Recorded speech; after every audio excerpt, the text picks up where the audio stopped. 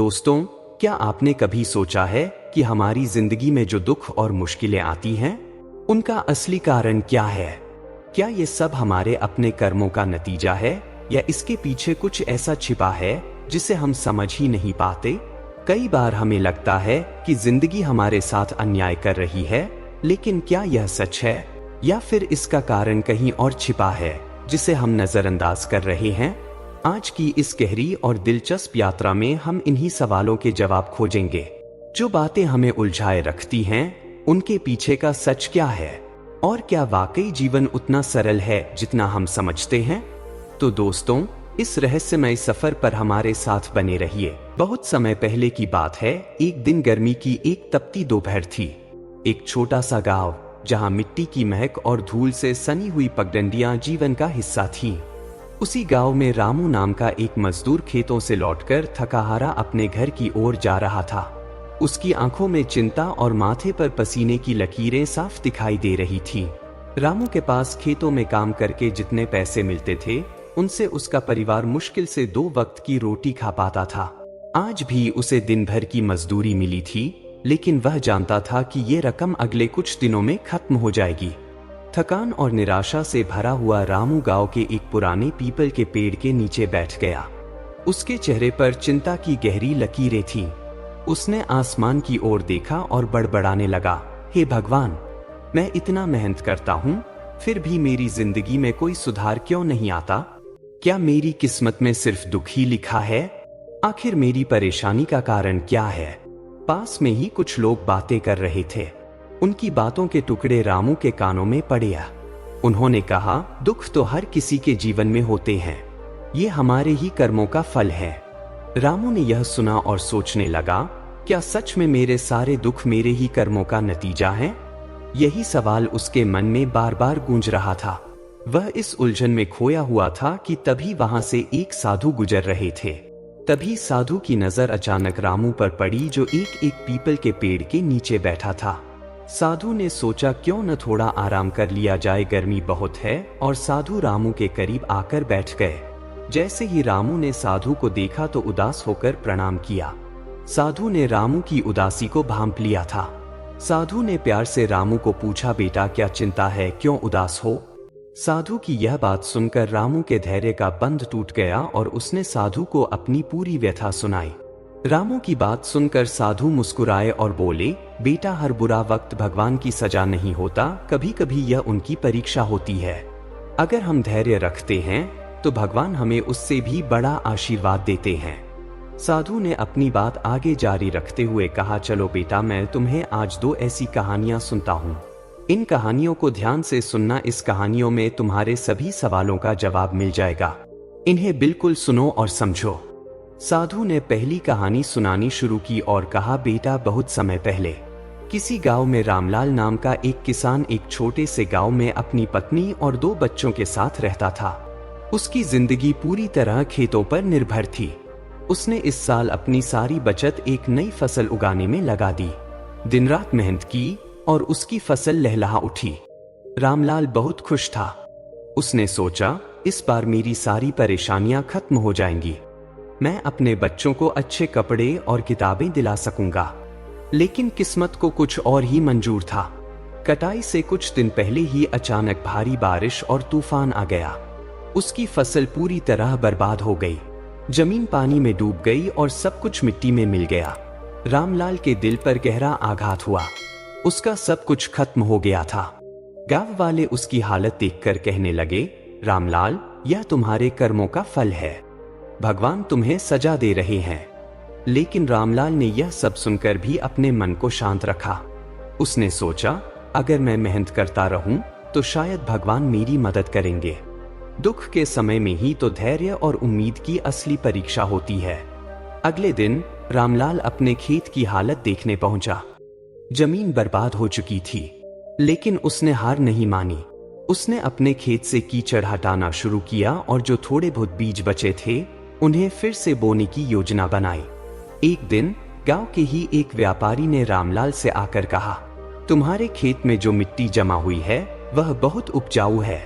यह तूफान तुम्हारे लिए बुरा नहीं बल्कि अच्छा हुआ है। इस मिट्टी में फसल पहले से ज्यादा अच्छी उगेगी। रामलाल ने व्यापारी की बात पर विश्वास किया। उसने कड़ी मेहनत की और दोबारा बीज बोए। कुछ महीनों बाद उसकी फसल इतनी अच्छी हुई कि उसने न केवल अपना कर्ज चुकाया बल्कि अपने परिवार के लिए नई खुशियां भी खरीदी।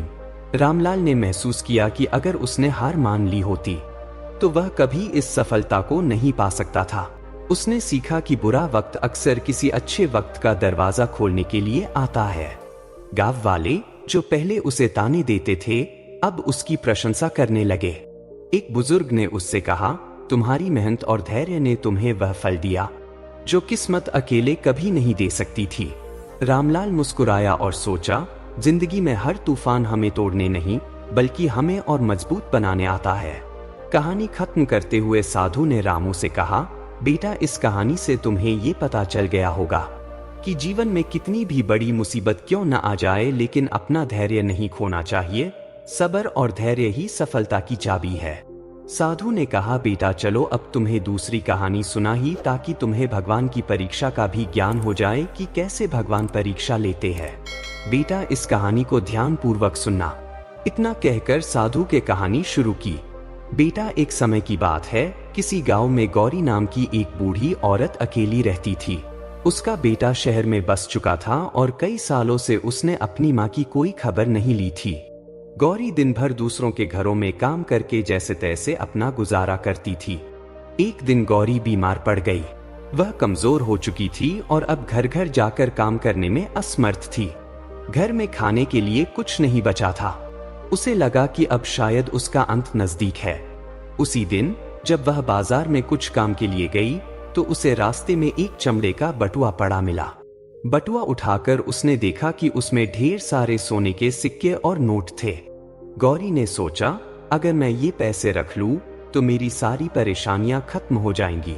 भगवान ने मुझे यह मौका दिया है। लेकिन तुरंत उसके मन में एक विचार आया, अगर यह पैसा किसी जरूरतमंद का हुआ तो मैं इसे अपने पास कैसे रख सकती हूँ?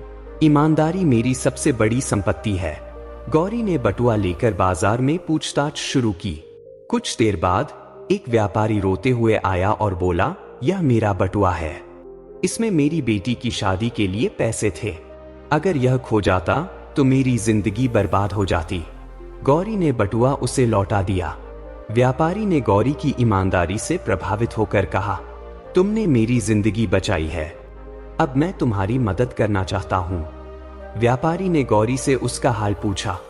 जब उसने गौरी की स्थिति के बारे में सुना तो उसने तुरंत उसे हर महीने राशन देने का वादा किया। इसके अलावा उसने गौरी के लिए एक छोटी सी नौकरी की व्यवस्था भी कर दी। गौरी ने महसूस किया कि भगवान ने उसे परखा था। अगर उसने बटुआ रख लिया होता तो वह अपनी ईमानदारी और आत्मसम्मान खो देती। लेकिन सही रास्ता चुनने पर भगवान ने उसकी मदद के लिए व्यापारी को भेजा। गौरी ने सोचा, जो बुरा वक्त आता है वह हमें परखने के लिए आता है। अगर हम सच्चाई और धैर्य से उस पर खरे उतरते हैं तो भगवान हमें ऐसा आशीर्वाद देते हैं जिसकी हम कल्पना भी नहीं कर सकते। कहानी खत्म करने के बाद साधु ने रामू की ओर देखकर कहा, वत्स, दोनों कहानियों में एक बात समान है। जब कुछ बुरा हुआ तो वह सजा नहीं थी, वह एक अवसर था जिसे भगवान ने दिया था। किसान की फसल बर्बाद हुई लेकिन उसने मेहनत और धैर्य से इसे अपने लिए बेहतर बना लिया। बुढ़िया को बटुआ मिला तो वह उसकी परीक्षा थी। उसने ईमानदारी चुनी और भगवान ने उसकी मदद भेजी। साधु ने आगे कहा, जीवन में जो दुख आते हैं वे हमेशा हमारे कर्मों का फल नहीं होते। कभी कभी वे हमें मजबूत बनाने, हमारी सच्चाई परखने और हमें आगे बढ़ने का मौका देने के लिए आते हैं। जो इन परीक्षाओं में धैर्य और सच्चाई से खड़ा रहता है उसे भगवान हमेशा कुछ अच्छा देते हैं।